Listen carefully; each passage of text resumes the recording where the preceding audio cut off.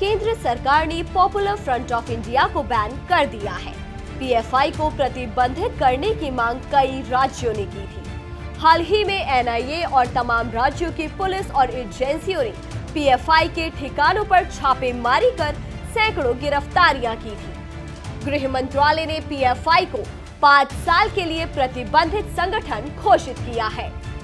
PFI के अलावा जिन 8 सहयोगी संगठनों पर कार्रवाई हुई है वह है rehab India foundation, campus front of India, all India imam council, national federation of human rights organisation, national women front, junior front, empower India foundation और रिहैब फाउंडेशन केरल जैसे सहयोगी संगठनों पर भी बैन लगाया गया है।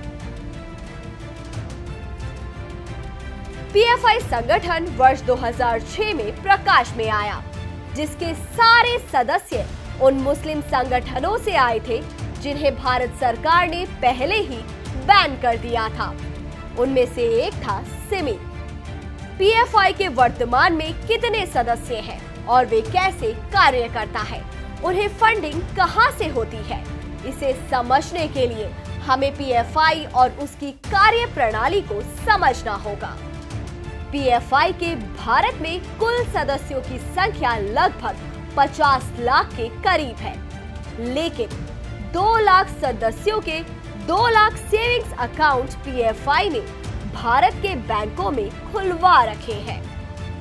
भारत सरकार के नियम के अनुसार आपके परिजन, रिश्तेदार, मित्र कोई भी यदि विदेश में है तो वे हर महीने अधिकतम $10,000 यानी करीब 8 लाख रुपए भारत भेज सकते हैं। विचार कीजिए, इन 2 लाख खातों में हर महीने सिर्फ $500 यानी लगभग 40,000 रुपए भी इनके परिजन भेजते हैं तो करीब 800 करोड़ रुपए हर महीने इन 2 लाख सेविंग्स अकाउंट में आते हैं, वह भी सरकार की गाइडलाइन के अंदर बिना रोक टोक के। अब सवाल यह उठता है कि आखिर कोई किसी के पैसे अपने अकाउंट में क्यों डलवाएगा? इसके 2 कारण हैं। पहला यह कि ये सभी व्यक्ति पीएफआई के या तो सदस्य होते हैं या फिर उन सदस्यों के रिश्तेदार। दूसरा कारण यह है कि पीएफआई जिन लोगों के भी खाते में पैसे डलवाता है उन सभी लोगों को जमा की गई राशि का 15% देता है। इस तरह से अगर मिनिमम सेविंग्स ट्रांजैक्शन भी देखें तो पीएफआई 85% अर्थात 680 करोड़ रुपए हर महीने भारत में विदेशी फंडिंग के जरिए प्राप्त करता है, जिसकी जानकारी सरकार को होती तो है, लेकिन सरकार नियम अनुसार कुछ कर नहीं सकती।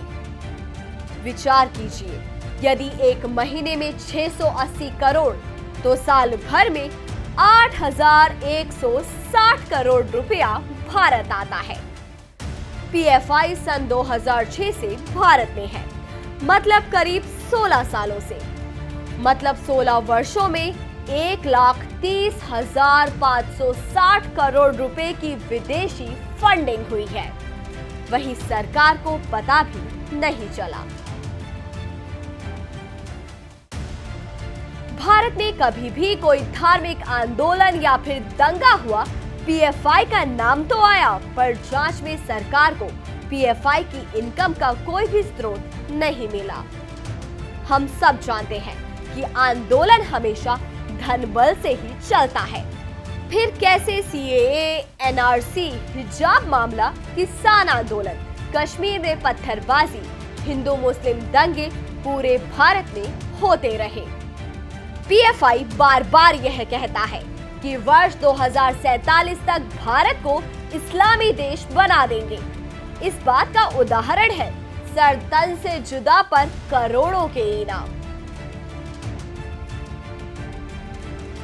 एक जानकारी के अनुसार सिर्फ बिहार में पीएफआई के 15,000 से अधिक ट्रेन लड़ाके हैं, जिन्हें गृह युद्ध के लिए तैयार किया हुआ है।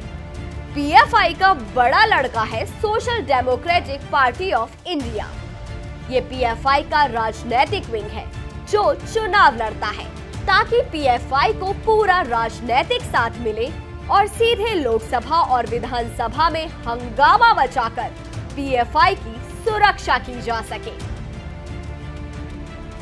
एसडीपीआई के कार्यकर्ताओं पर ही केरल में हिंदुओं की हत्या और हिंदू लड़कियों के जबरन धर्म परिवर्तन करने के अनेक आरोप लगे हुए हैं। पीएफआई का दूसरा छोटा लड़का है कैंपस फ्रंट ऑफ इंडिया।